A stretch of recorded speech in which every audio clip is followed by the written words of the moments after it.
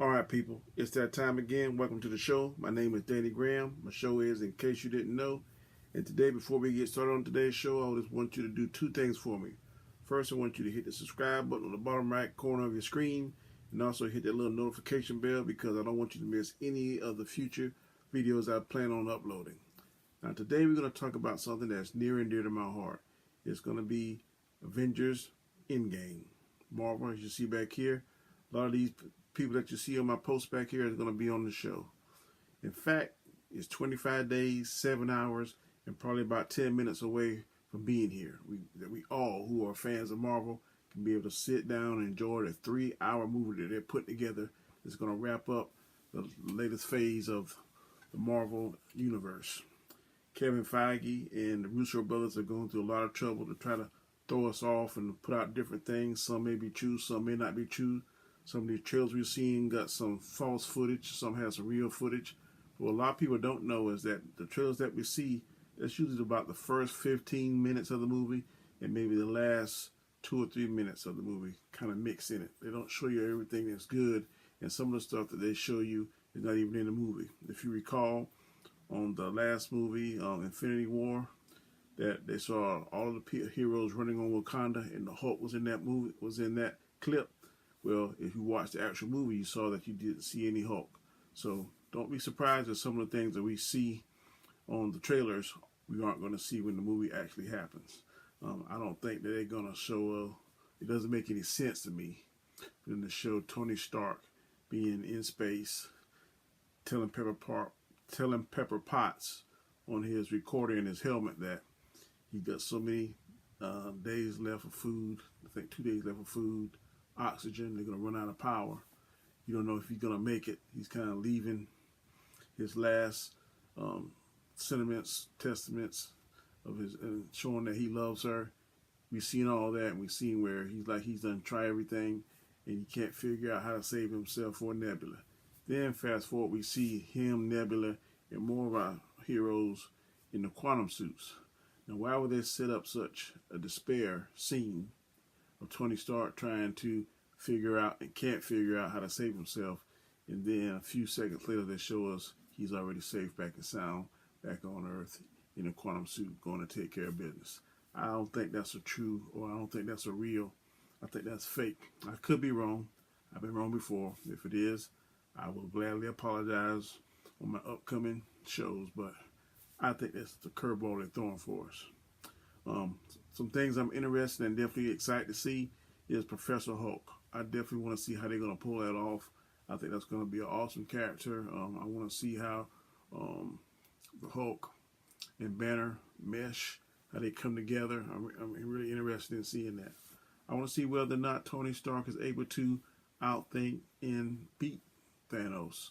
I don't want Captain America to die, but I'm thinking and I'm hearing on some of the theories that he's going to sacrifice himself, because we all know in order to get that soul stone, you have to sacrifice someone in order to, I guess, place that soul in whatever realm or whatever state of living or death you're in order for the person that's trying to get the soul stone to retrieve it. So somebody's going to have to sacrifice himself. We don't know who that's going to be, but a lot of the theories, a lot of indicators are saying it's going to be Captain America. Not sure.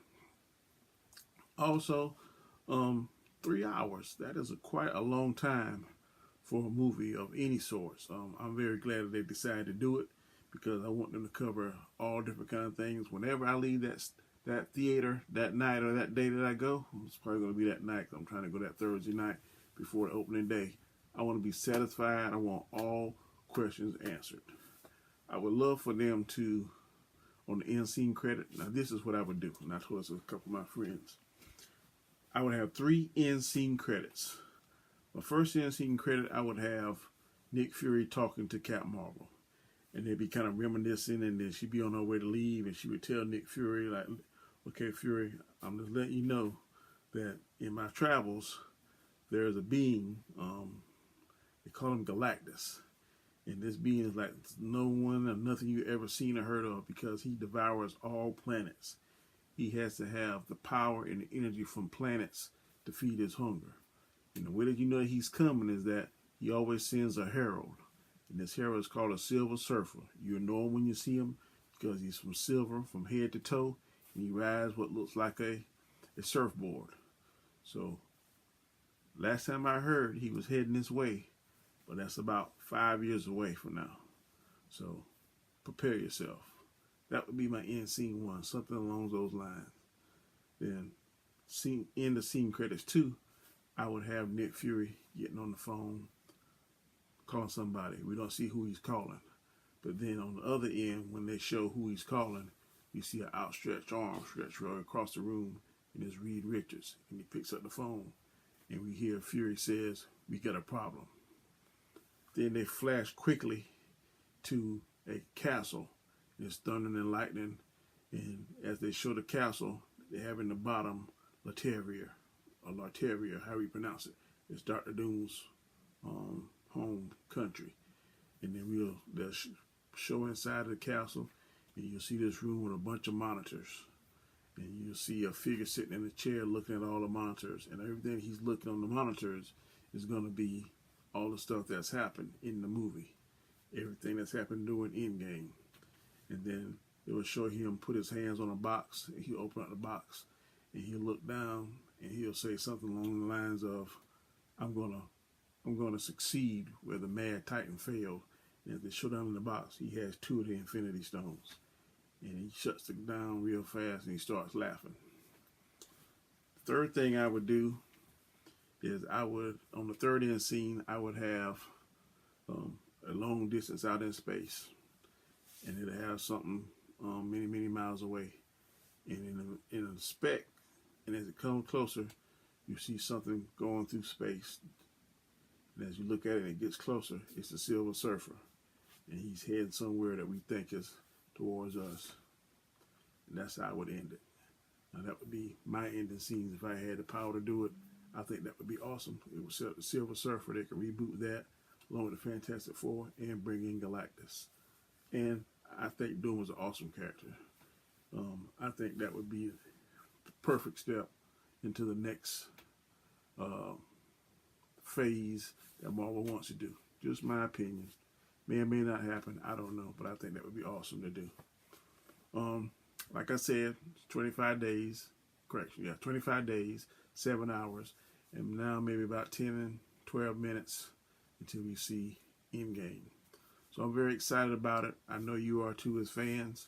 So tell me what you think. Tell me who you'd like to see. Would you like to see Professor Hulk? Would you like to see Captain America, Iron Man, and Thor come out of this unscathed? What do you think about the romance between, or possible romance between Captain America between Captain Marvel and Thor?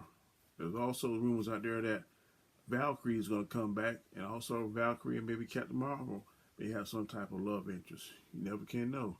Did Loki really die? Or was that some kind of illusion or something, a trick of Loki? Because we always know Loki is a trickster. Loki always has some kind of ace up his sleeve. You think he's dead, you think he's gone, he pops back up. I don't think Loki's dead. Loki's too much of a popular character, too strong of a character, not to be killed that easily. I don't know exactly what it is, but I don't think he's dead. And then if he is dead, maybe when they go back in time, they'll be able to retrieve him. And also, Thor's other friend, what's the one that used to control the gate? Idris Elba plays his character. I can't think of his character now.